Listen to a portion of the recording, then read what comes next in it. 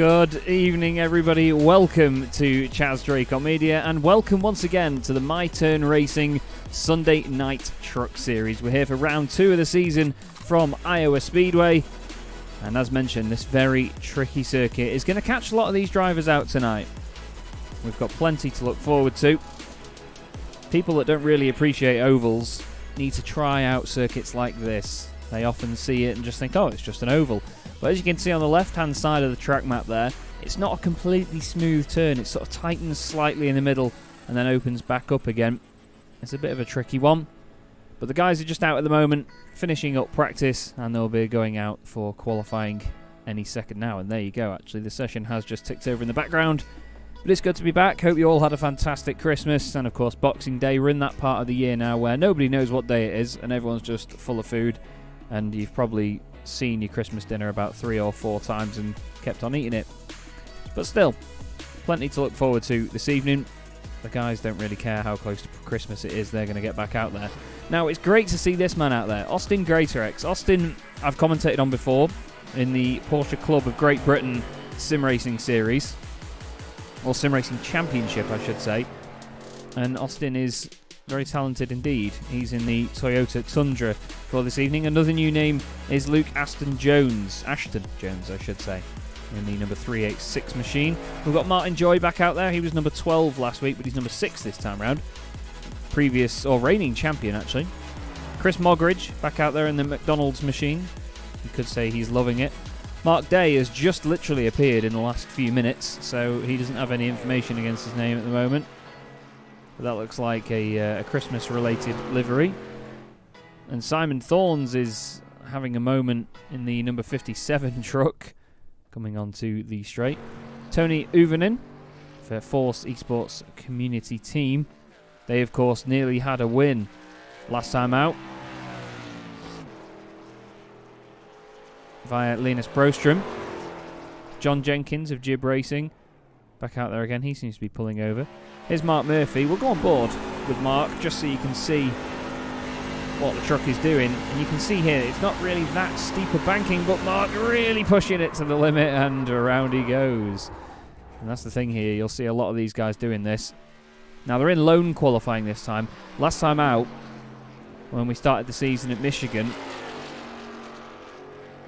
we had everybody on track at once as Simon gets very close to the wall in the no-emission Motorsports machine. I'm sure it's meant to say Motorsports. Oh, he's had a big wobble there.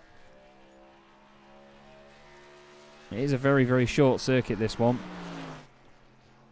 TV3 camera's fantastic. Gives you a nice wide angle as Simon gets all out of shape. Big drift. Does he catch it? Goes the other way. Manages to keep it under control. But there's going to be a lot of that tonight. It's going to be very different.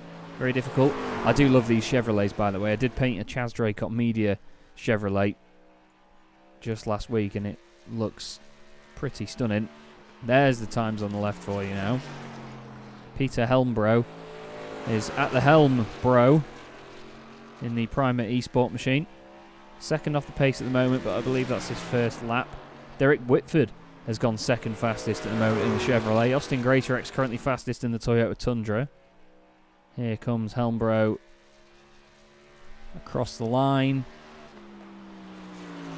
He improves but stays 15th. Here is Derek Whitford then in the number 12. Up against the wall. You're going to see so many of them running up there.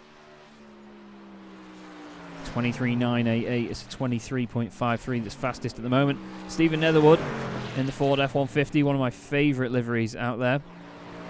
Here's John Jarrett in the number 59 machine. He had an interesting run last time out. My old racing number, actually number 22, is Kieran Collins. Nice to see that number making it onto the grid tonight. Josh Dufferty Wong, he was commenting on the stream last week saying he really hopes to get back out there, and he's here once again, the number 27 machine. And he actually goes fastest. He will show as Josh Dufferty on the left-hand side on the timing tower, but yeah, Josh Dufferty Wong showing why he wanted to get out there and get on the grid. Simon Marshall is now running a plain white sponsorless machine, as we discussed. He may potentially be running the Chaz Drake Media car or truck in official races, but he's not going to be happy with hitting the wall there. We've got Doug Pickering, of course, who won outright last time round. He hasn't qualified yet. We've got Marcus Hagman. I think he's just ready to go out. He is lighting up the race, so we'll go on board with Marcus Hagman and stay on board to see what a lap round here is like. You'll bear witness to just how short a lap it is as well.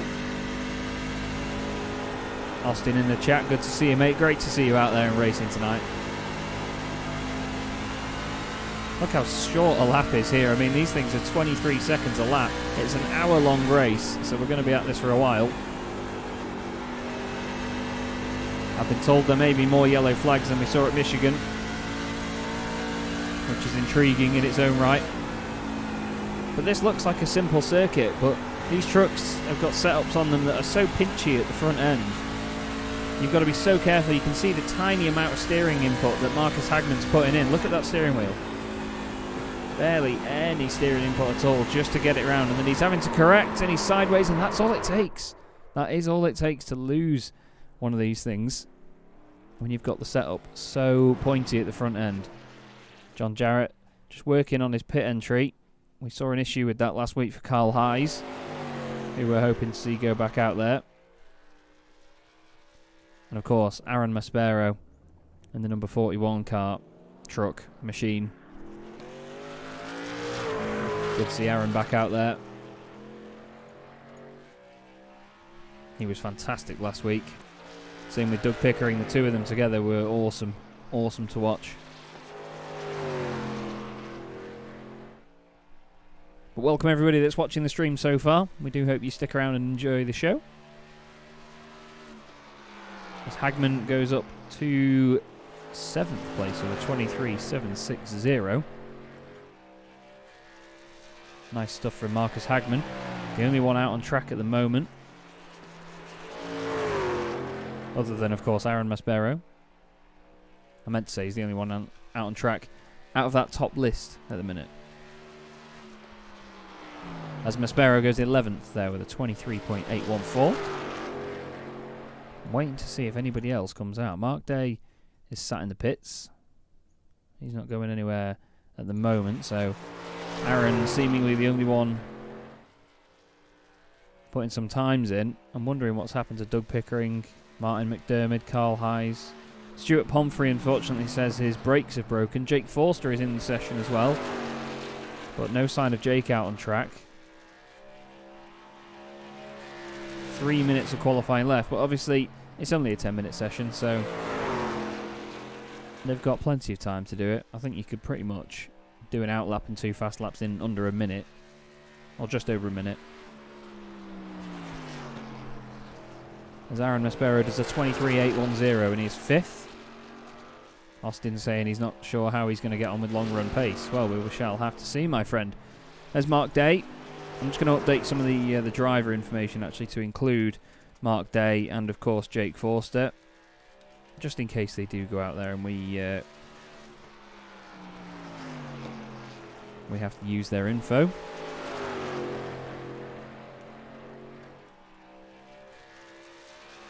Anyone that hasn't filled the forms in, by the way, for this series will go down as just privateers for now. So even if some of the drivers are in teams and you know they're in teams, you'll see that they're in privateers. That's just down to them not filling in the form. Austin saying that the 911 Cup car's a lot easier than this. Wow, it must be difficult then, because that 911 Cup car, it bites you in the backside if you do push hard in that machine.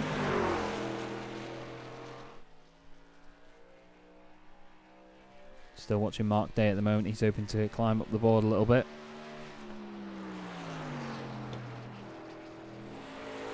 He's currently 20th place in the number 24 machine. Just over half a second off the pace. Simon Marshall, after not completing that second lap, getting an incident point and hitting the wall, he's down in 21st position. But interesting that Doug Pickering, Carl Hayes, Stuart Pomfrey, all not setting times. 2 of them in Ford F-150s, the other one in a Toyota Tundra. It's going to be interesting to see who stays up the front with those guys not around. But of course, Josh Doherty-Wong back this week to try and get a race win out of a situation where he's not got those guys against him. Jack Woodruff is 6th at the moment as well. Another name that's hoping to stay right up there in the fight. Mark Redford, of course, was always up there last time out at Michigan. Mark Day at the moment, I think, is just using this as a bit of practice just to get some laps in while the session ticks down. We've got 15 seconds of qualifying left to go, but it doesn't look like anybody is going to complete any fast laps. So we should have a grid in just a moment's time. The number 24 machine just completing his laps there. And there you go. That will be the end of the session then. And the drivers will take to the grid. So, Josh Doherty-Wong pole position. Alongside him is Austin Greatorex. We then have Mark Redford and Derek Whitford on row 2. They're ahead of Aaron Maspero and Jack Woodruff, with Marcus Hagman and Luke Ashton-Jones on row 4. Then it's Tony Uvinen alongside Chris Mogridge, with Stephen Neverwood alongside Martin Joy, reigning champion, in 12th. Then it's John Jenkins 13th ahead of Simon Thorns in 14th, with John Jarrett and Simon Wareham making up row 8. We then have Kieran Collins and Peter Helmbro, with Mark Murphy and Mark Day making it an all-mark row 10. Simon Marshall was the last truck to put a time in, and then if they do take to the grid, we should have behind them Doug Pickering, Carl Hayes. It does look like Doug and Carl have taken to it, but they clearly didn't get clean laps in, so that's going to be an interesting one. Jake Forster is 24th, Stuart Pomfrey is theoretically 25th, and Martin McDermott, theoretically, 26th. So you see there the truck that will lead these guys away. And that is Josh Doherty-Wong in the number 27 machine. Waiting for Austin Greatorex to line up alongside him. We then have Mark Redford in the white and green Nest in the Woods 31 truck. Love the livery and the style of the number on that thing. Looks great. He's got Derek Whitford alongside him. And it's Aaron Maspero. Watch out for Aaron in that number 41 truck there, the black and orange thing. I say thing, but you know what I mean. He has got Jack Woodruff alongside, who we haven't seen out on track yet. Seems to like the idea of the sponsor being covered up by the number. So we're just waiting for Marcus Hagman to take to the grid, although Jake Forster, Stuart Pomfrey and Martin McDermott I do not think will be taking part in this one.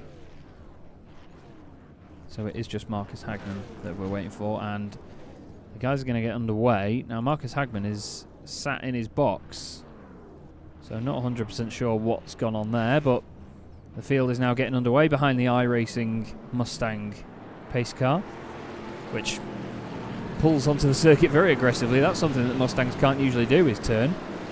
So he's done a good job there. He's managed to turn around a corner without hitting anybody.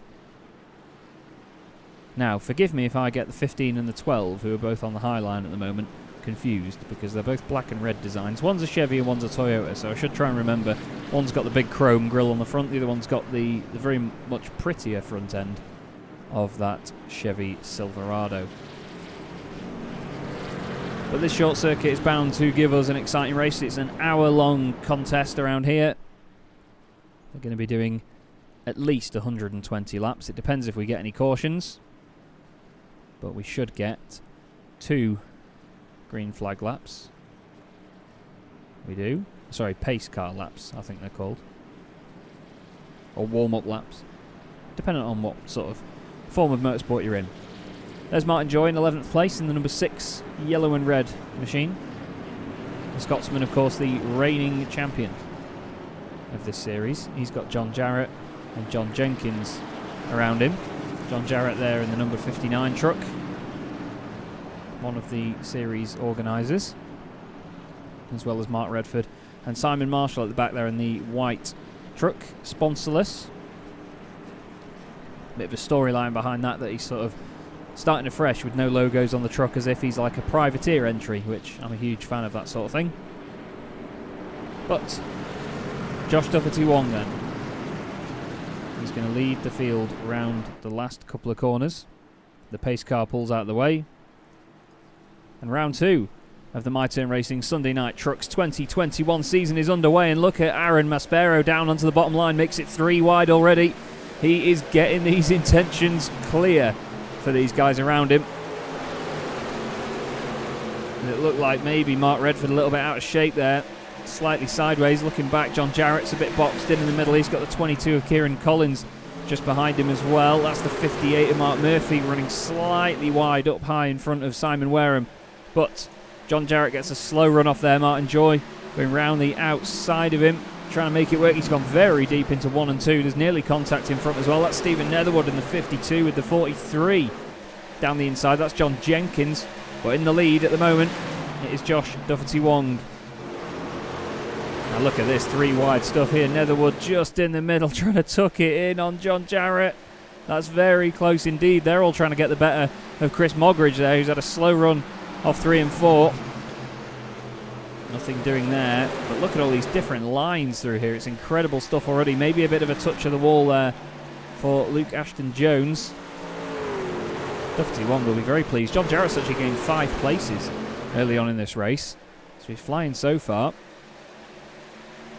Just behind side by side is Kieran Collins, and Simon Thorne's just going down the inside in the 57. It looks like someone's made contact with the wall. Is that Derek Whitford? It is, the number 12 going slowly. And it also looks like we've got a truck going slow on the inside there. Who was that? Was that Jake Forster? Jake Forster's actually taken to the road. Good to see Jake's made it out on track, but a lap down, unfortunately. Not quite sure what the cause of that is. Whether he's just out there to annoy the other people on track. But he's going to get stuck in either way. So, Austin Greatorex then in the 15. He's got Mark Redford behind. He's got Aaron Maspero putting him under pressure. But they all want to go chasing after this man, Josh Duffety-Wong.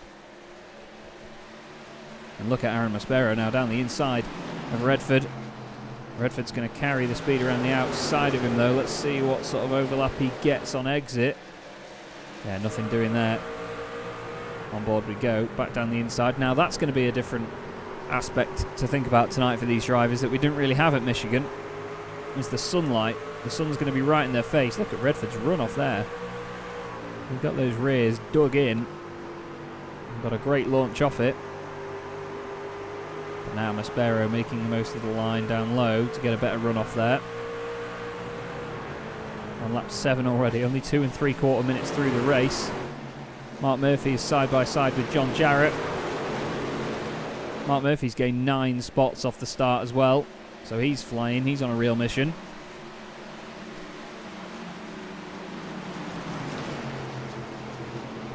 Round 1 and 2.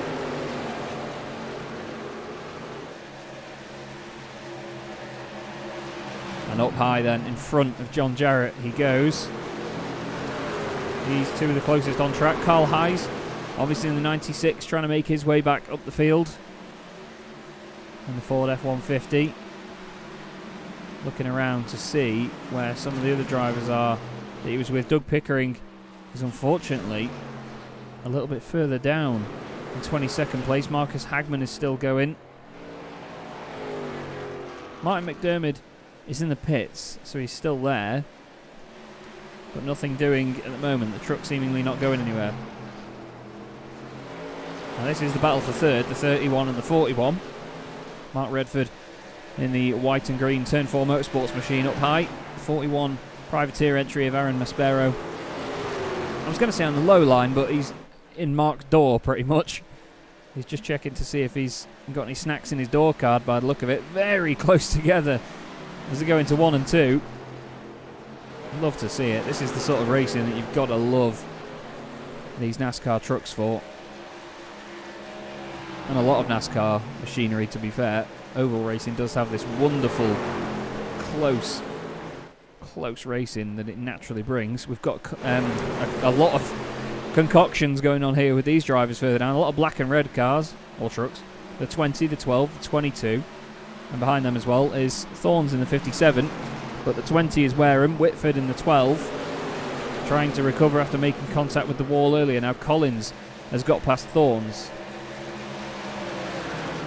but then loses it again on the exit. That's Carl Hayes going down the inside of all of it. He's like, right boys, if you're going to hang out up there, I'm going to go down here. Cheers. So Carl on the move, 7 places gained. Biggest mover in the field still, though, is Mark Murphy. 9 spots for him. Improved on his starting position.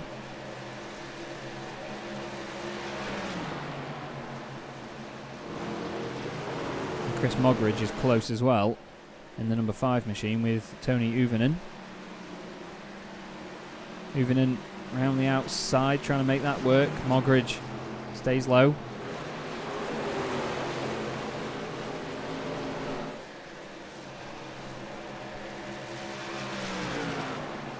We've got Derek Whitford still close, but now Carl Hayes has got past him. Simon Thorne's trying to make a move up the inside.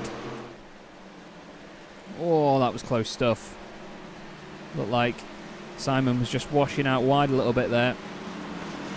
Very close indeed. Just behind them, it's Kieran Collins and Mark Day side by side. Collins is struggling by the look of it up there. He's getting hung out to dry on that high line.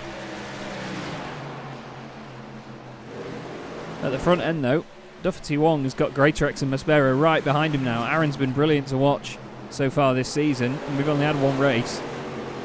And he's been great in this one as well. So to our right-hand side is Austin Greatorex. Austin said he doesn't know what his long-term pace is going to be like in these machines.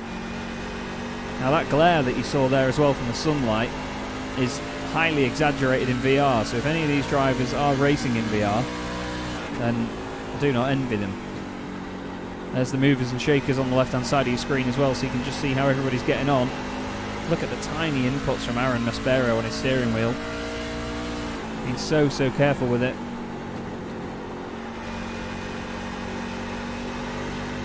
Out of 3 and 4 once again, on the power as soon as he can be. Just edging it bit by bit. Look at Carl Hayes though, up 11 positions. He's had a good last few laps as Carl.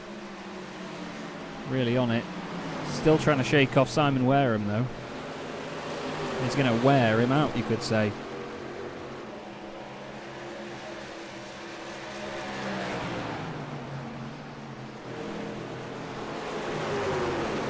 Side by side round 3 and 4. Just in front as well, Stephen Netherwood is on the back of this great battle here between John Jenkins and Mark Murphy in the Turn 4 Motorsports truck on the outside, number 58. Jenkins livery, very pretty indeed, with the matte black effect and the hexagonal pattern on the rear corners. Now that sunlight will go down, and as you can see around this circuit, there is night lighting, so expect it to get floodlit. There's Murphy's traditional blink in and out there. Just catching the others slightly unawares, although that was actually a lot closer than I thought there between Netherwood and John Jenkins. Netherwood getting in front in the 52 machine. I was just going to show you this as well. Tony Uvinen has got Chris Mogridge right up behind him.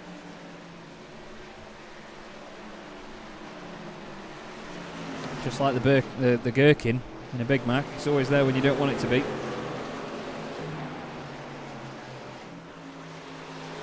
Duffy Wong still holding on, you know, with all this pressure from behind. Now that's Jake Forster as well in the white machine, 4th place on the road there. He's a lap down on these guys, but he's got some good pace. He did a 24.0 as his best, but he did 24.9 last time round, which is similar to what these boys are doing at the front of the pack. So he's got the pace to stay with them. Now, whether he makes himself a nuisance or not and gets it amongst it is yet to be seen. Hopefully it doesn't cause any issues. I must say though, that truck does look very good with that livery on. It really highlights the big black grille section on the front of that Chevrolet. As Maspero doesn't care about any sort of grille section on any Chevrolet, chucks it down the inside of Austin Greatorex. Doesn't quite make it stick, but he's obviously dug his way into that low line now, and he's making himself a real pain in the backside for Austin Greatorex. Aaron now just getting the nose of his truck in front. If he gets a better exit off 1 and 2, he should be clear.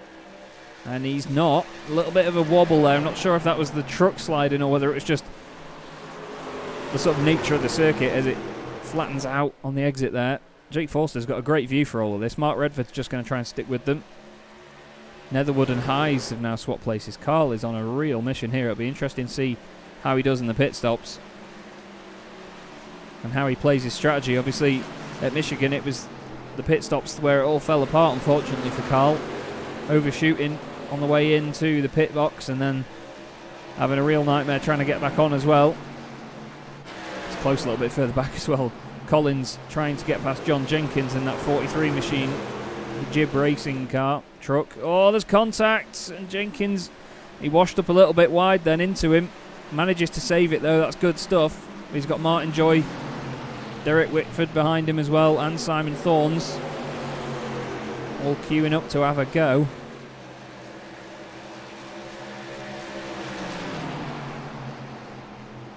We'll go on the blimp cam, see what we can see of it.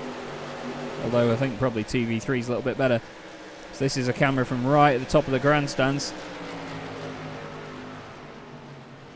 Do love this shot. You can see the 5 of them pretty glued together at the moment. And if you haven't raced in anything like this before, or are unsure of the sort of the laws of physics involved in it, it's all about momentum, as motorsport is, but just trying to make the line work that you've got. Sometimes having the low line is better because it's obviously the shorter route around the circuit, but you can't carry as much speed down there. A lot of the time you can carry more speed higher up and you can stay alongside, but in these things it's all trying to filter in when the line is available and when there's nobody in your way. There is so much strategy involved in racing like this, not just in the pit lane and the pit stops, but even just when you're on track, knowing the right time to go to the low line or try and use the high line.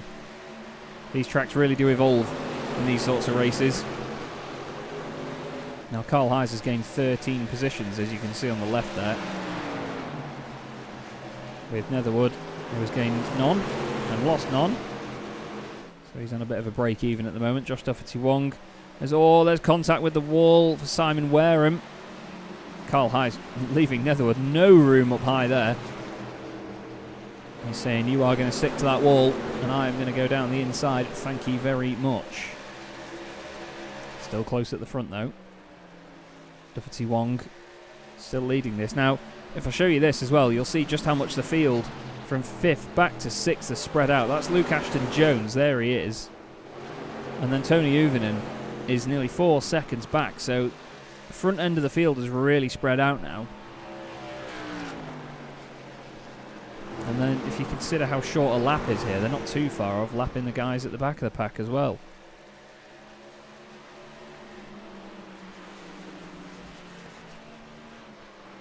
I'll go back to this in the middle though. Look at this stuff. Mark Day now trying to get past Simon Wareham in the 20. Does it into turn 1. Now with the tyres starting to go off soon, we're going to see a lot of loose trucks out of 1 and 2, and especially 3 and 4 when they try and get the run onto the main straight. Now Simon Thorns is losing a couple of places. Doug Pickering has got ahead in the pay-to-win setups machine. Chris Mogridge is the first to jump into the drive-through. Not sure what he's going to order. And Derek Whitford has gone off the circuit. No yellow flag though. So look what happened here. Is he just going to bounce off the wall? Oh, he does indeed. Chucks the truck to the left. And I think that was unfortunate for Mogridge there, because if that would have been a yellow, it would have been perfect for him just as he came into the pits. And that's part of the strategy involved in racing like this. Mark Murphy now having a fight with Jack Woodruff. Let's see what Mark can do with Jack here. Very close together out of 3 and 4. Hayes has actually lost the place to Netherwood at some point. Either that or I just don't think he completed the move. But he's now stuck right in. Day runs a little bit wide. Tiny touch there with Carl's machine. But they get away with it. You can make the odd bit of contact in these things and get away with it. But look at Mark Murphy now. You can see that the guys are really pushing and the truck is just washing up wide to that high line. I would not like to be Jack Woodruff right now on that high line with all these trucks understeering at you. And he's lost a bit of space there, and he's lost 2 spots from it. There's contact with Day. Day gets on the anchors. Netherwood gets smacked into. Simon Wareham doesn't slow down for that. These things, remember, they don't have brake lights. They're just stickers.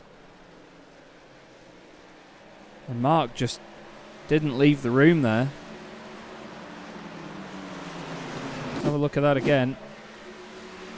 So this is going into 1 and 2.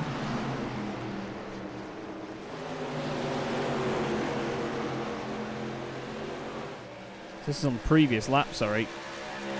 It's when he passed Woodruff, wasn't it? So he's already in front there. Woodruff goes really deep. He's right on the high line in the 18. Mark Day comes up. And there's just, as the two of them get out the corner, there's just a little bit of contact. Simon Wareham gets a right hefty bit of contact with the back of Stephen Netherwood.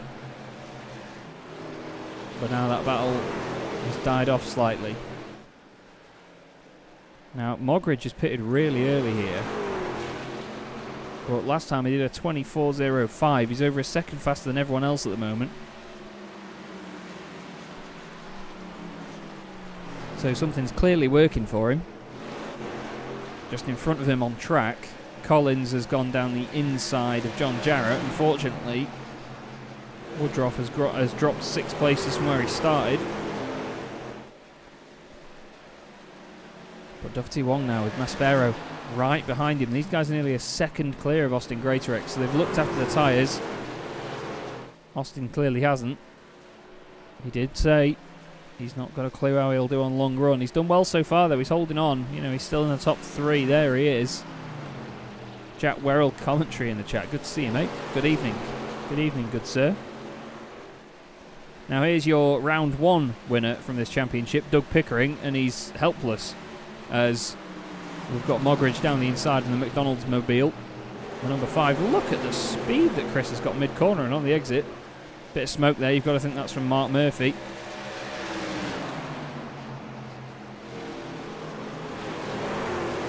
But Mogridge is just showing the difference it makes on new tyres. Some of them running so close to the wall just behind.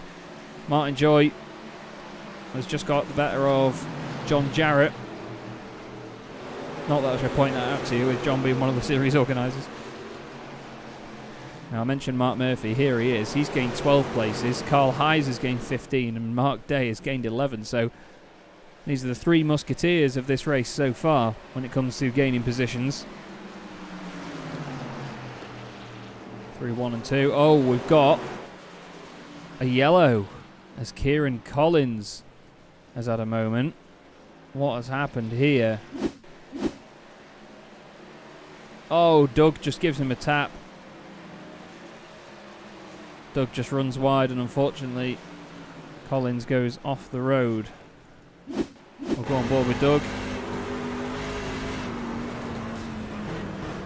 Yeah, Doug's trying to get it slowed down so there's not more contact, but unfortunately there's not really much he could have done there.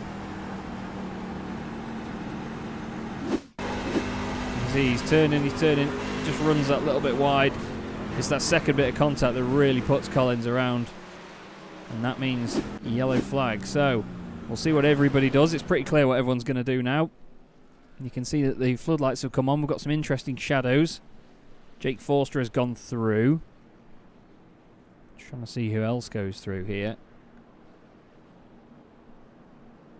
Everybody so far, position-wise, has come in. John Jenkins has carried on. I'm trying to click on him. There he is. John Jenkins in the 43 has gone all the way through. Now we'll go on the pit lane camera. We'll see who comes out first. That's Josh Duffy-Wong there in the 27. I'm intrigued to see whether Jenkins does a lap and then pits, or whether he pits, well, at all in this one, as Josh Duffy-Wong disappeared for a second there, interestingly. Out he goes. Maspero second. Mark Murphy gets out ahead of Austin Greatorex. Simon Marshall is out there as well, who did not pit in the number 21. He has not pitted yet, neither has John Jenkins, who is now just in front of him. There he is. Here's Josh Duffy-Wong then. He's led every lap so far. And he's doing a great job on his first race of the season. And yes, Simon Marshall has come into the pit lane. So we'll see how Simon does now. Of course, these positions are all going to get jumbled up. I think we've had... Who was that that's in the pit lane? No, Martin Joy went a little bit low there. It said that he'd jumped in the pits. But there's Simon then. getting tyres. I think they're all going for all fours here. Yeah, they may as well. Behind a yellow, the way it bunches up the field, you may as well do that. Out he goes then. 21st at the moment. Now what's Jake Forster gained from that? He's still a lap down and he's in the middle of the pack here. I say in the middle of the pack actually. He's only got Martin McDermott and Stuart Pomfrey behind him in terms of position, and they're not racing, so he's still last as things go, but he's shown that he's got some good pace so far. There's Jake. Now Chris Mogridge is still in 22nd place. He pitted on lap 32. Everyone else has pitted on lap 44. 45, of course, for Simon Marshall. Simon Thorne's pitted on lap 41 in the number 57 machine there. And Doug Pickering is in the pits. Now, is this some sort of speeding in pit lane penalty? The truck's going... No, he's going over to the left-hand side. Gets it stopped. Sounds great on the idle. Gets going again. Wonder what that was for. It was a 5.6 second pit stop. We had slow stops for Derek Whitford in the number 12. 27 seconds for him. Simon Wareham, 37 seconds. 31 for Kieran Collins. So the 12, the 22 and the 20 that I mentioned before, all having slower pit stops, maybe just to repair damage. But intriguing all the same to see what could have caused that. So Josh Doherty-Wong is theoretically your race leader. The 43 there, the Chrome and matte black machine of John Jenkins, is actually leading the race though. Stuart in the chat, Stuart Pomfrey of course, racer in this series, saying that he's just topping up fuel, which is fair enough. Mark Murphy's gone in as well. In the number 58, he's probably doing the same. Doug Pickering's gone in again. Very interesting. I've never seen these sorts of tactics before, you know. I suppose when it's a timed race, you can't guarantee it because, as you all know, a lot of oval racing, it's determined by laps, not time. So it keeps people guessing, I suppose. So then, as we start lap 49 and the 23rd minute of this race, already a third of the way through, have we done that?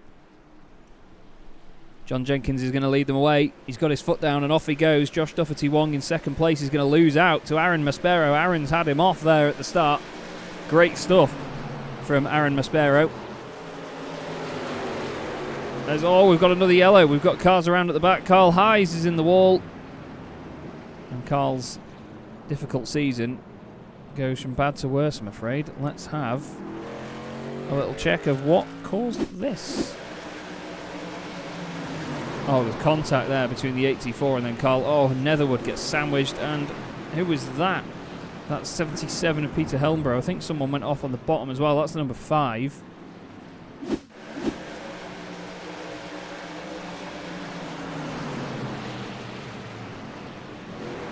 Oh, Helmborough, by the look of it, just got away with that. Just about. Not quite sure if there is anyone to blame for that one. It looked to me like the 84 just ran a little bit wide. Netherwood gets sandwiched, though. Helmborough seemed to give Carl some damage on the front right. And Chris Mogridge obviously having that scary little moment there. So this is Chris Mogridge. Now we're not going to see too much of it because of the rearview mirror. You'll see a truck goes off and he just gets it down onto the apron. So clever stuff there from Chris, just to try and avoid anything. Now we've got some trucks coming in the pit lane. John Jenkins still leads the way, but Aaron Maspero, I must say, that start, what a good one that was. Let's have a little look at it. He was ready for him to go. We've got a nice launch off. Well, you could say off the line, but as soon as the lights went out, he was there. And he actually managed to get it down the inside and was in front, but the yellow came out. And he didn't keep his lead. Interesting stuff. Very interesting indeed.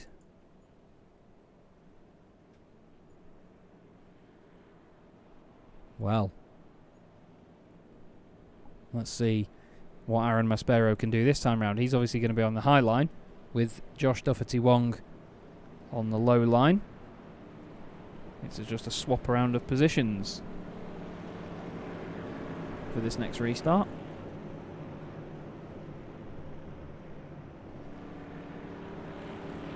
You could say Christmas came early for Aaron Maspero, but I think 363 days is a bit too early.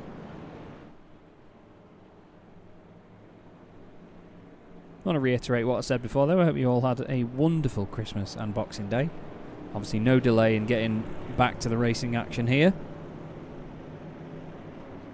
These guys don't care what day it is. They want to crack on and do some wonderful racing for us.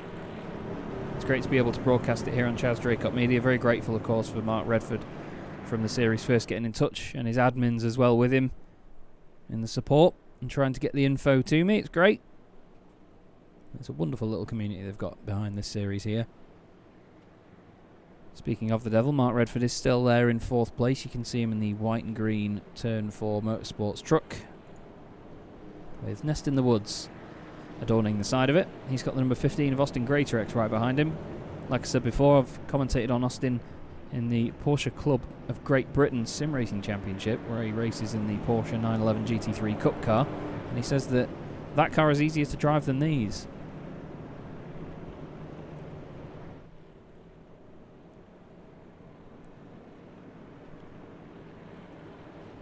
So John Jenkins then, he's got quite a lot of pressure on him here. He pitted on, oh actually it says he hasn't pitted yet, so he's going to have to work really hard to keep Aaron Maspero behind him, because don't forget Aaron pitted on lap 44, we're on lap 53 now. And we've still got another one after this, because the lights are still on the top of the pace car, but they may go off just as we cross the line here. We'll keep an eye on them. There he is across the line now. Yes, they're out, so it's 1 to green. Everybody will line up 2 by 2. Odd numbered positions going on the bottom line, even numbered positions on the high line. You can see Netherwood's still out there in 8th place with quite a lot of damage to that truck. So he's just going to try and drag that machine through the rest of the race. Doug Pickering's been in and out, so has Mark Murphy as well. Carl Hayes is still out there with that damaged machine, but he's very determined to get back up there. So lap 55 is going to be the next one under green. I'll try and keep an eye on what happens further back. We'll go back to this camera just to get a wider view of what's going on here at Iowa. Pace car pulls in very abruptly, and John Jenkins has got away with it, and Aaron Maspero goes with him. Josh Dougherty-Wong doesn't get as good a start as Aaron got last time out. Let's keep our eye on all of this. Shenanigans in the middle, that's Mark Day. We've got Simon Marshall there in the middle of that. Look at Jake Forster getting a real run on Mogridge. Mogridge has got to watch out now. Carl goes a little bit late on the brakes just behind Carl Hayes, and oh, that's number 21, Simon Marshall, going a bit slow there, just in front as well. Look at that. That's Woodruff and Marcus Hagman very close together there down the straight. Well, they're not quite straight. It's the 18, 19 and 20. Having a real ding-dong.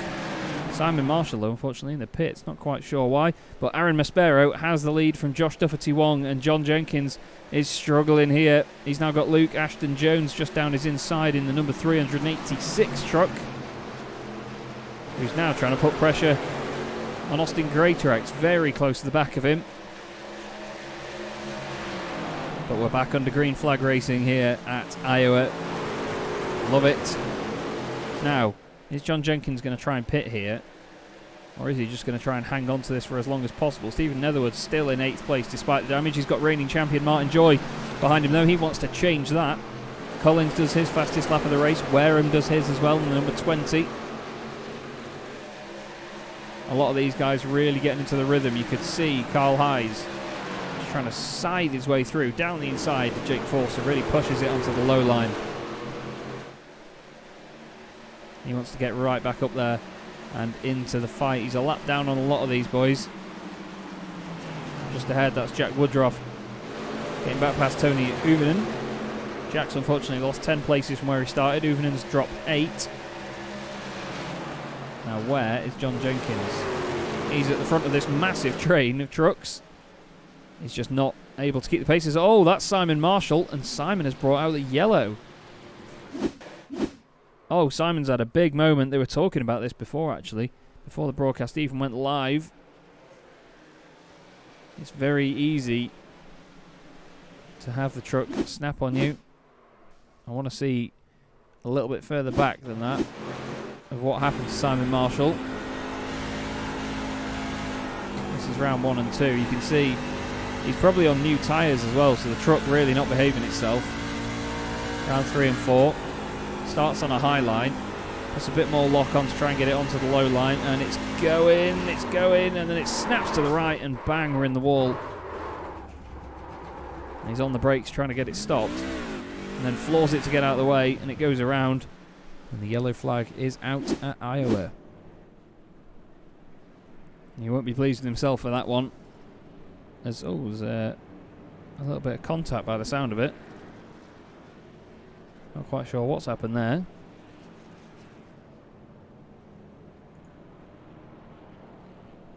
Sounded like somebody hit something. Not quite sure if someone hit someone else or someone made contact with the wall, maybe.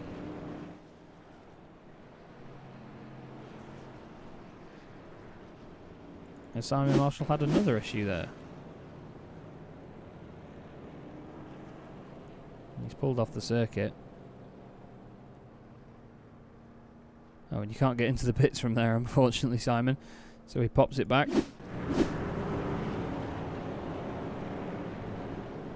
So another yellow here. We're on lap 61 now, over the halfway point. 32 minutes into the race. Now, these are the bits that make these races interesting. Because they're an hour long, this eats into the time. They don't have a set amount of laps here, so the more time spent under pace car is the more time that these guys don't have to make fuel last. They don't have to make tyres last. So it's a very intriguing aspect, and it's one of the positives, I think, of having timed races instead of set amount of laps. Keeps it variable. It's interesting. There was a big discussion about it in the series Discord just a couple of weeks ago about why people prefer the laps to time, and you know, there's good arguments for both. There always will be. But the league is different in that way, that it has timed races instead of set laps. So your biggest mover in the field at the moment then, as things stand, is actually not Martin Joy, sorry. It's Kieran Collins with 9 places gained in the number 22. Started 17th on the grid. Up to 8th place overall at the moment. Aaron Maspero, though, leading the way. We've got another lap under yellow after this one.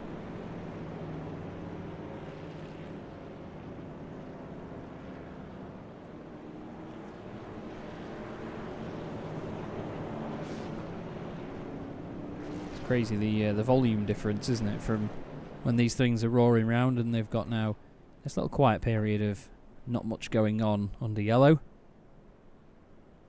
It can be quite a nerve-wracking time, though, for a driver, because all you're doing is driving around slowly thinking, what do I need to do on this restart? What do I need to do about so-and-so?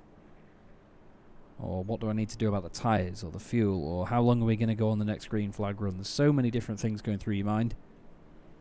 Mark Redford's thinking, I wonder if Chaz has noticed that I've got past Josh Doherty-Wong. And he would be correct in assuming I have not noticed until now. But Mark and Aaron, both front runners from the very first round at Michigan, and they're doing just as well again here. You can see the crowd loving taking pictures at the moment, as I will be later. A fan of a screenshot. There'll be lots of them for the guys in the league. So the lights on the pace car are out, and Aaron Maspero will lead them away. It's the 41 and the 31 on the front row again. They were battling earlier on, and they're going to be looking to do more of the same. Thanks to everyone watching the stream that's stuck around so far. Again, I do hope... well, if I spoke English, it'd be good for you, wouldn't it? I do, of course, hope you're enjoying the show. Certainly a lot of fun putting this together for these guys. So, round 3 and 4 we go then. What can Aaron Maspero do to get away from Mark Redford? And he has bolted big time. Look at that for a restart.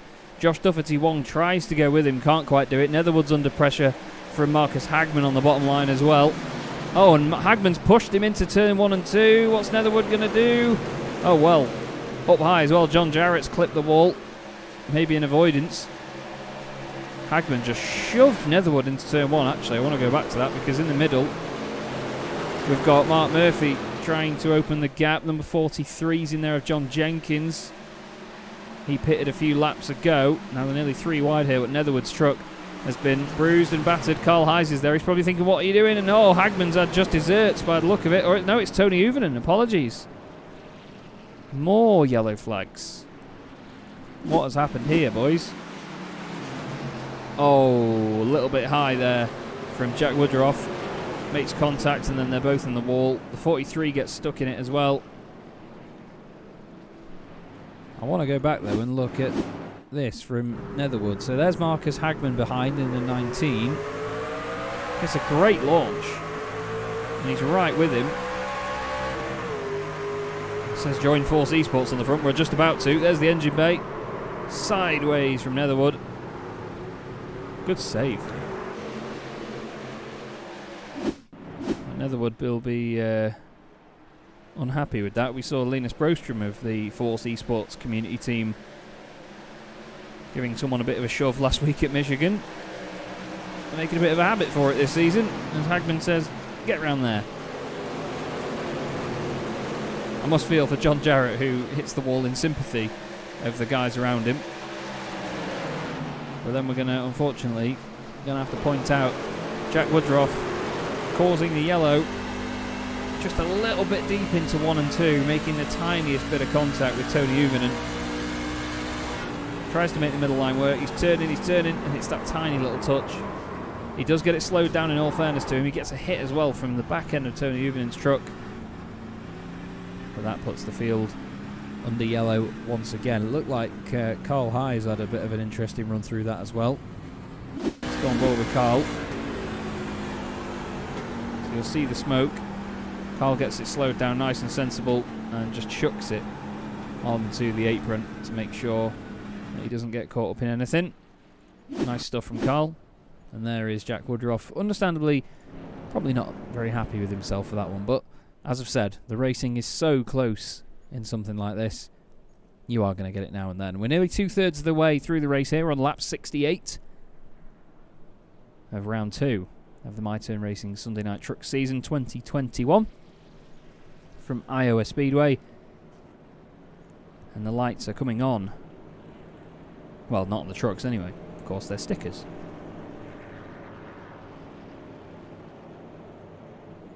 I think Woodruff has sort of pulled over and conceded at this point. Forster comes in the pit lane, overdoes it a little bit. Simon Marshall's in there as well. We're looking at Carl Hayes, who I'm not sure whether he's going to get going again. The truck is on. Or is it? Doesn't sound like it. So it seems that he's not going to be continuing in this one. And yeah, Stuart Pomfrey saying it right. Cautions, I've heard the phrase cautions breed cautions, but cautions bring cautions. I like that. Same principle either way, isn't it, mate?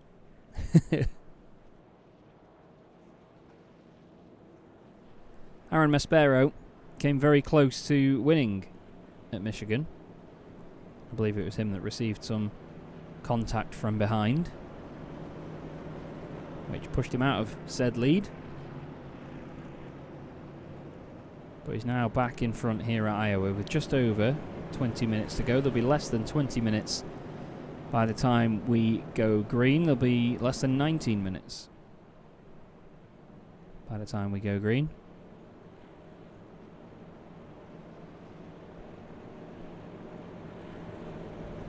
But still, it's incredible how quickly the time goes by in a race like this. Lap 70 of the race as well. I said we may be doing way over 120 laps, but I'm not sure at this point, you know. If we have more cautions come out, more restarts, we may not get to the 100 mark. We'll have to see, won't we?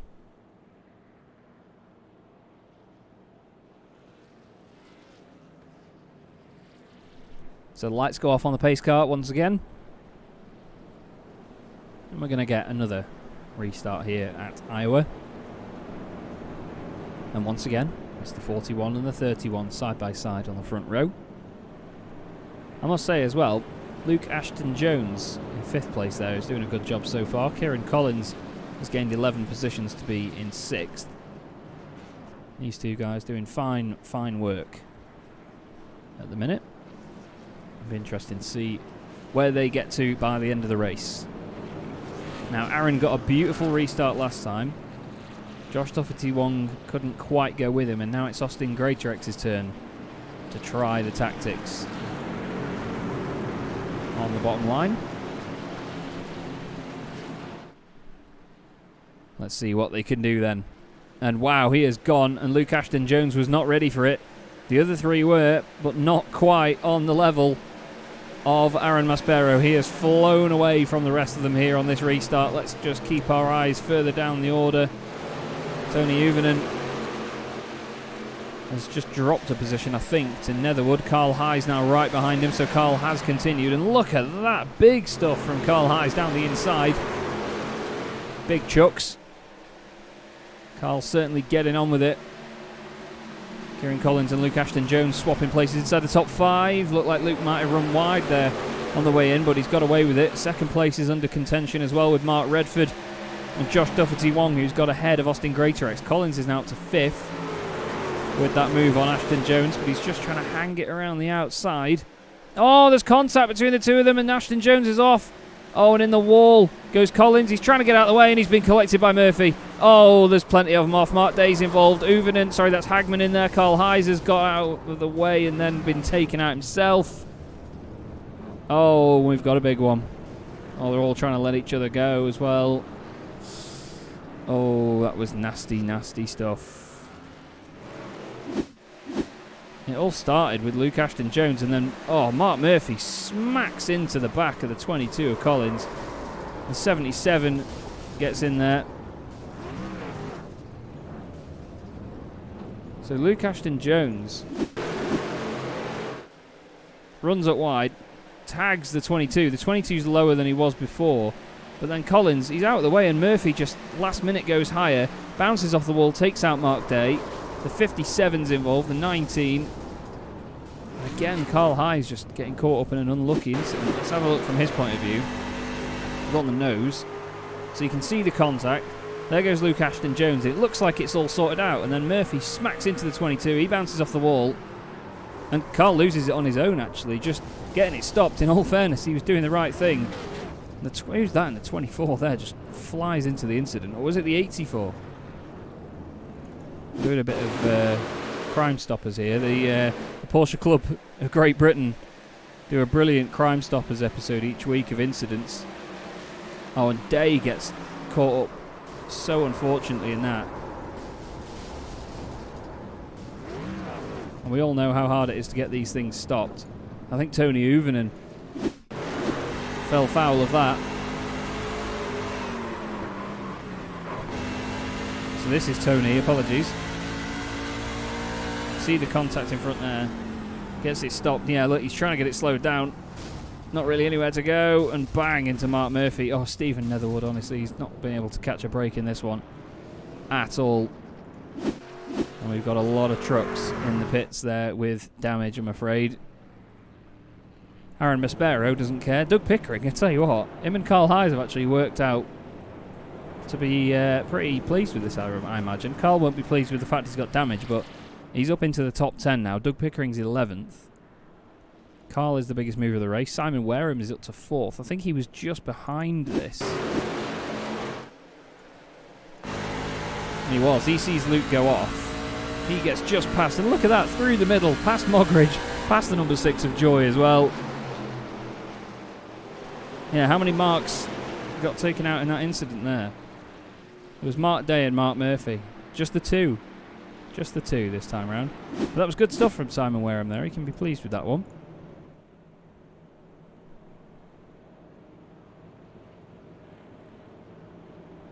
I've just had a message off one of the league admins saying, have you run out of stuff to talk about yet?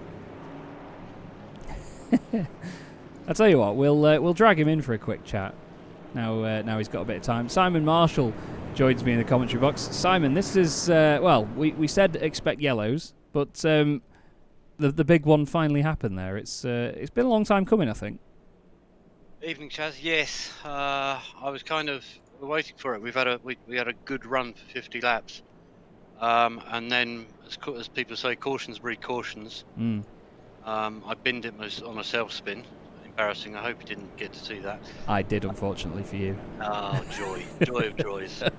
And we've just effectively had the big one. It's short track racing for you. It's all great fun. It is indeed. I mean, to be fair, I love this sort of circuit because they're so deceptive, aren't they? It seems like, it's only a small oval, less than 30 seconds a lap, but it's 30 very hairy seconds, isn't it? It is. It's certainly not like the likes of Bristol and Dover, but it's it is deceptive. You think it's actually a big track because it's got some width to it, and it's got some bank to it, but not ridiculous. Nothing's too overboard. It's not like the Dovers and Bristols, but it generates this because it's such a short track. You haven't got the couple of seconds to settle your car on the straights before you hit yet another corner. Both corners are subtly different to each other. Yeah, that's the thing as well. It's very difficult to get it right when the corners are all different. But the lights are out in the pace car, mate. Thank you very much for the quick chat, and I'll chuck you back in. Cheers. Cheers. Simon Marshall there, one of the league admins, doing a wonderful job again this season. We're under 15 minutes away from the end of this race now, 47 minutes and 20 seconds in. As I said before, it certainly does fly by, and as you've seen, everybody, cautions breed cautions. But we've had the big one now, and we've lost quite a number of trucks there. Hopefully we won't lose any more, but it's Aaron Maspero again, with Mark Redford again, with Josh Duffety Wong in there again. The one that's lost out here is Austin Greatorex. He's actually gone down to 15th position. But by the look of it, Austin pitted during this caution, so we'll have to see what happens. Maspero is gone again. See you in a bit. Hagman has gone down on the low line, very low, and he's a lot slower than everybody else there. That's a strange one. Joy is down the inside of Mogridge, and contact nearly with Derek Whitford and Chris Mogridge there. That was very close together. Lively stuff. Look at Doug Pickering there into 8th place. He's gained 14 positions. Carl Hayes is 2 spots back. There he is on the right of his shot. John Jarrett is trying to get up there as well, but look at Doug Pickering. He's on a mission here. Doesn't want to get distracted by getting a Mackey's on the way, I hope, because he's got to get past Chris Mogridge. He's looking for that lower line. He is making these tyres work right now. He's Doug Pickering. He won race 1 of the championship, so he wants to try and open up that championship advantage as soon as possible. But it's Maspero at the front. Look at the gap he's got as well, 0.6 of a second, but it looks a lot more significant than that in oval racing. Mark Redford 2nd place, trying to hold on ahead of Josh Duffety Wong. I've been very impressed by Josh in this one, but Doug is on the charge. Stuart Pomfrey saying the same in the chat as well. Duffety Wong is blinking in and out quite a lot here, actually. I'm not quite sure if that's going to be putting Simon Wareham off. Hopefully not. You've got reigning champion Martin Joy just behind him as well. A lot of these guys have gained a lot of places over the course of the race. Look at that now. Down the inside goes Martin on Simon Wareham. Martin's tyres no newer than Wareham, but Simon might have been working hard to wear him out, you could say. Look at Doug Pickering though. Oh, as Simon's wearing out the right hand side of his truck. Oh, Mogridge didn't really have many options there other than to back out of that. As Pickering takes advantage of it. Up into 5th place now is Doug Pickering. We'll go back on board with him. Just keep our eye on this absolutely excellent charge up the order. Greatorex has got up to the 11th place, but not quite as much progress. Carl Hayes is still in 10th. But Doug, the Welshman, moving. He's got reigning champion just in front of him. And then he's got the 3 guys that have been up there all night as well. Martin Joy's gained 8 places. He started 12th. As I said though, look how deceptively difficult this circuit is. It's great. Really do like Iowa. I won't lie, before recently I hadn't really watched much oval racing. I watched the entire 2014 NASCAR, what was the Sprint Cup back then. I fell in love with Auto Club Speedway, but recently, after watching a couple more oval races and getting more involved in oval commentary, Iowa is one of my absolute favourites. Really is a challenge. Look at the little inputs there by Doug Pickering, just trying to keep that truck on the straight and narrow. Behind him as well, we've got a right good battle here. Austin Greatorex and John Jarrett right together, with Chris Mogridge, Derek Whitford in there as well. Then you've got Carl Hayes and John Jenkins together. John's been holding on to that truck as best as he can. There's contact there with Whitford and the wall. He won't thank it later, I'm sure. Stuart Pomfrey's asking if the 2 cars got a rocket up his backside. It certainly seems that way at the moment. Pay to win setups. This is a fantastic advert for them this season, isn't it, by Doug Pickering? He is on the money. I'm sure the guy that makes his setups on the money as well. This is Derek Whitford then, currently inside the top 10. Mogridge is the truck right in front of him. Unmistakable big McDonald's mobile. Looks like a nice run-off there for Derek Whitford, but just that high line giving Mogridge a slight bit more speed into 1 and 2. Now you've got Jenkins down low on Carl Hayes. Looks slightly out of shape there did John Jenkins. Manages to collect it. And there's Netherwood trying to get out of the way. But look at Aaron Maspero. Someone whack a sponsor on that truck. He is flying at the minute. 8 minutes to go here at Iowa. And can these guys make the tyres last? Aaron last pitted on lap 44. So 46 laps ago. But he's making it work. Mogridge still side by side with Whitford. Whitford down the inside this time. He's going to make the pass. And now Mogridge is going to try and come back at him. Down the inside into 1 and 2. The 2 Chevys right together. We've got a Ford leading the way at the moment in the form of Aaron Maspero. Then we've got a Toyota of Redford in second. Then Josh Dufferty Wong in third. We'll show you the car logo so you can see. Good run so far from Toyota. 5 of them inside the top 10. 3 Chevrolets and 2 Fords. I would say that would make Chevrolet happy, but can't imagine it's on their priority list right now. Derek Whitford then still trying to make more progress further up. He's side by side with John Jarrett, who's looking for a top 10 finish here at Iowa.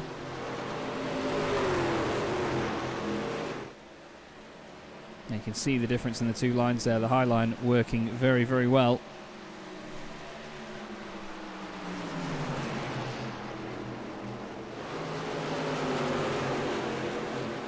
Four of them starting to get stuck together a little bit.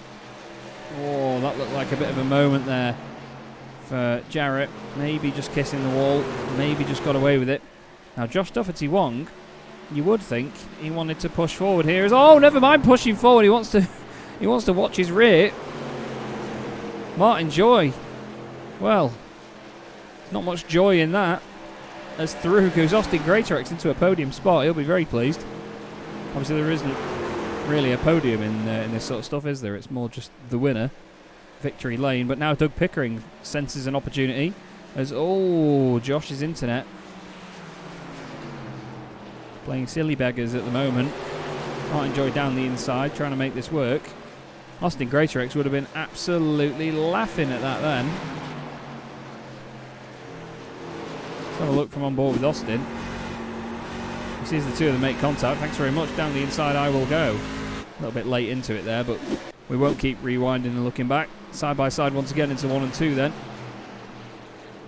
Dufferty Wong and the 27 on the outside. We've got just over 5 minutes left of this race. That should be 12 laps, if I'm very much not mistaken. Sorry, 10 laps. About 10 laps, maybe 12 actually.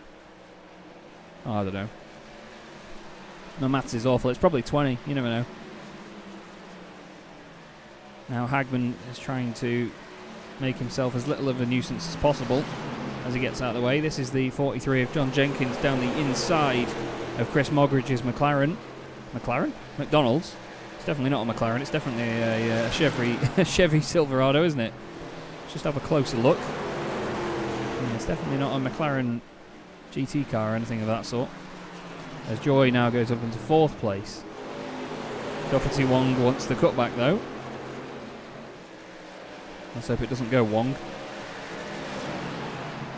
Josh is really pushing hard now, looking very aggressive. It's such a shame about the 386 of Luke Ashton-Jones, who they're just about to put a lap on here, and Mark Day as well. The two of them were doing so well early on.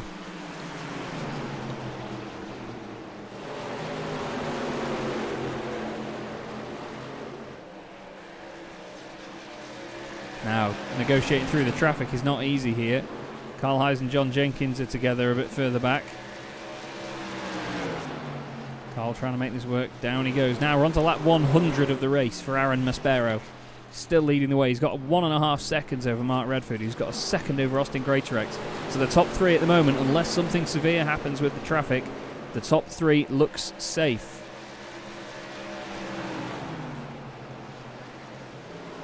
Martin Joy seems to be opening the gap up a little bit to Josh Doherty Wong.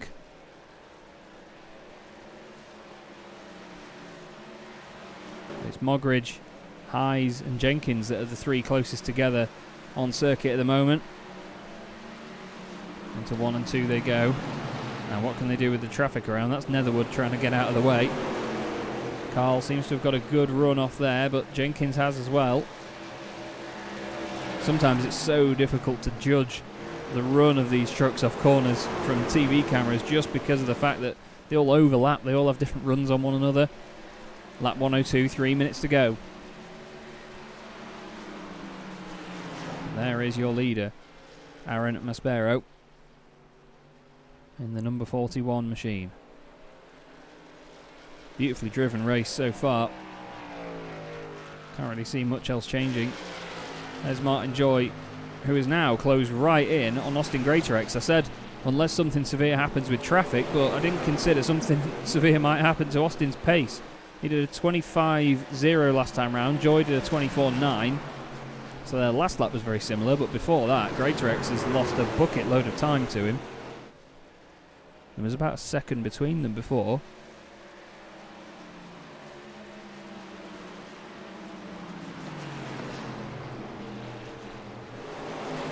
Now, what can Joy do about staying with him here? Because he seemed to have closed up and now dropped off again. Doug Pickering seems to have worn his tyres out. He's not making any more progress, but he started 22nd and he's 6th at the moment. He's trying to defend his championship, or his championship lead anyway, that he would have after race 1. This is Carl Hayes on Chris Moggridge. We've got a minute and a half to go as of now. Just 90 seconds here. You've got to think maybe 4 laps, depending on when Maspero gets across the line. Stuart Pomfrey's predicting that he's already got it wrapped up. He's saying good win, Aaron, in the chat. Love that. It's confidence in Aaron, isn't it? Now this battle's still going on. Look at Carl now ducking down past Mark Day in the traffic. As sounded like someone's blown an engine or something there. Was that Ashton-Jones? He has. He's blown an engine as Ashton-Jones right at the death of the race.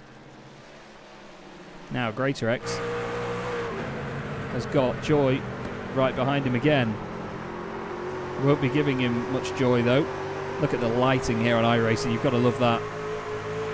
As it gets darker, it certainly looks phenomenal. So, Aaron Maspero then. On to what I do not think will be the final lap. I think we might get one more after this. He started with 30 seconds to go. It's 23 seconds for a lap. But we'll stay with him and see whether he's going to take the checker flag here at Iowa. Round 3 and 4. 10 seconds left on the clock. I'm pretty sure we're going to get another one. This is going to be the final lap of the race then. Maspero leading it. Mark Redford in second place. Just behind, Martin Joy's got the better of Austin Greatorex. He's taken 3rd position. Has he though? Is there contact? Austin hangs it around the outside. Beautiful stuff. I think that's going to be enough for Austin. But round 3 and 4 for the 109th time. And to take the win here at Iowa, it is Aaron Maspero. Beautiful drive. Fantastic commitment this evening. Mark Redford, another good finish. And Austin Greatrex just edges out Martin Joy for third place. With Duffety Wong, Doug Pickering, what a drive. Up to 6th place. Derek Whitford ends up in 7th. And Carl Hayes manages to secure a top 10 in what was very, very tough work tonight. But Aaron Maspero, well, you've got to say, that is a very, very deserved victory, that is. And of course now, we're going to see the traditional donuts, burnouts celebration from Aaron. I'll let the truck do the talking and turn the volume up for you.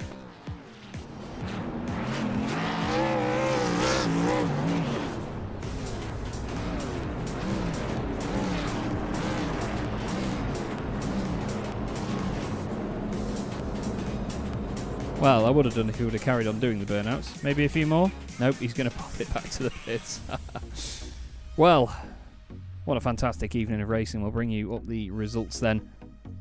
Aaron Maspero taking the win from Mark Redford. Nice advantage as well there, 1.7 seconds.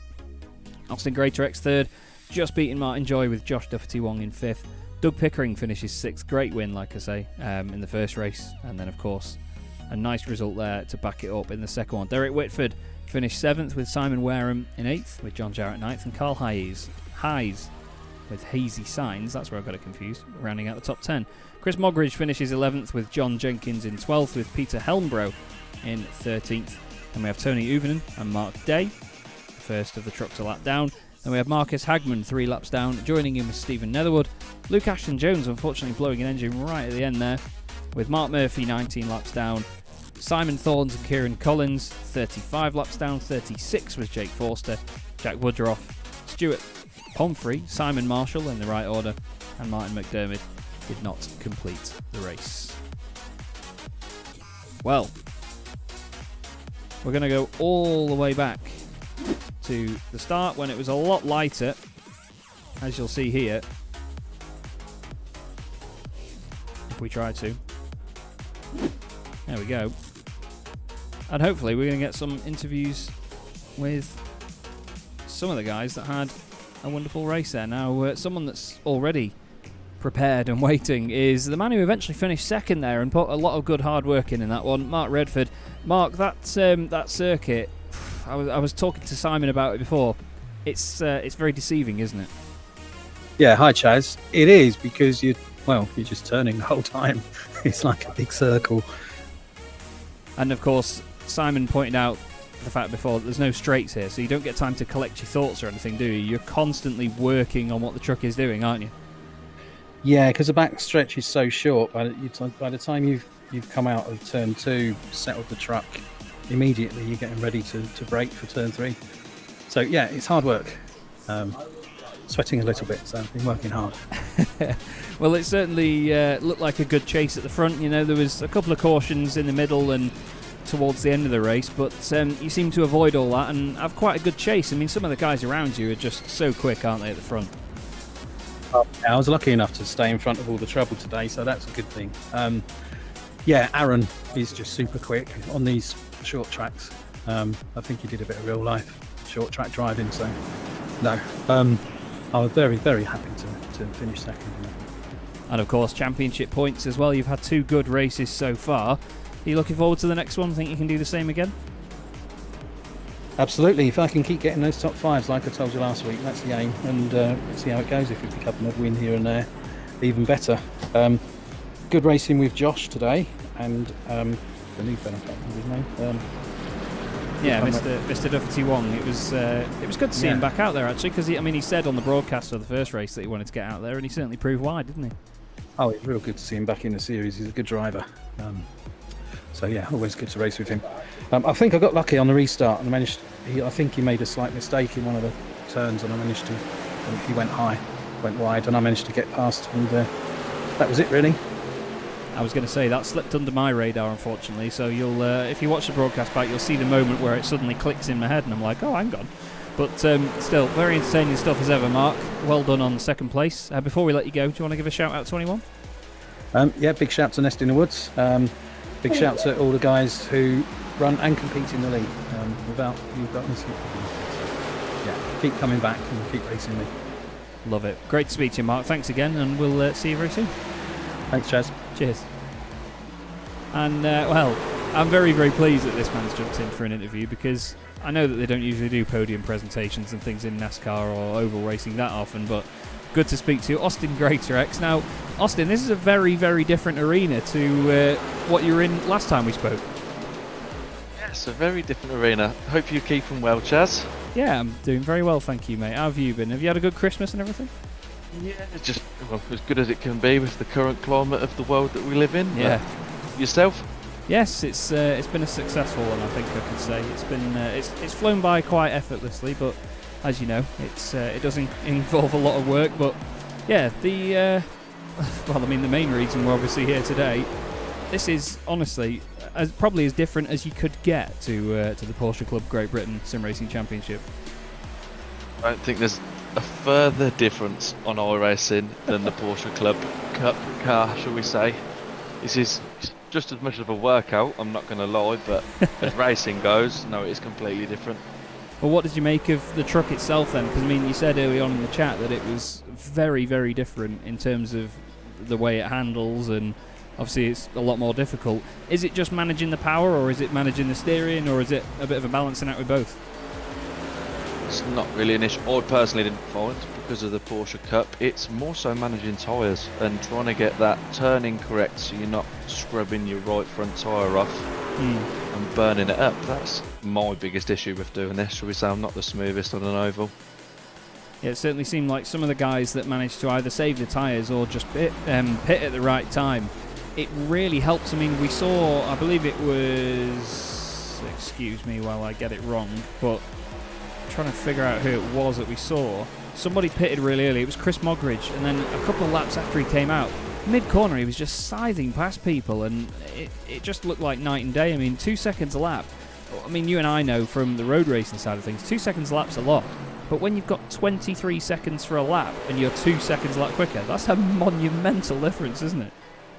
It's massive, and I tried on the last yellow flag, I tried a pit strategy and going for the tyres, but it took me a few too many laps to get through the people to try and actually catch the leader. So I'll take it. It was still good for a first race, a podium. You can never moan with that. Yeah, definitely. And I mean, we do keep speaking to some of the guys that are right at the top end of this series, and we know how quick they are. And to be fair, mate, for you to stick with them, especially as Aaron, as he said in the YouTube chat, loves a short track so much, it's certainly good going. But hopefully, well, I'll beg the question obviously right now, are we going to see you continue in the series? So it fits with my schedule and stuff like that, and funnily enough I was actually looking for another Porsche Cup League to run in when I found this, so it worked with my schedule. So yeah, as long as I have no conflicts and interest, then definitely, and I'm looking forward to Road America personally. Yeah, that is going to be a belter. I really do hope I can be around to broadcast that one. But great to see you out there, Austin. Great to speak to you again as ever. And you know the question before you go, do you want to give anyone a thanks or a shout out? I'd like to give the league a shout out.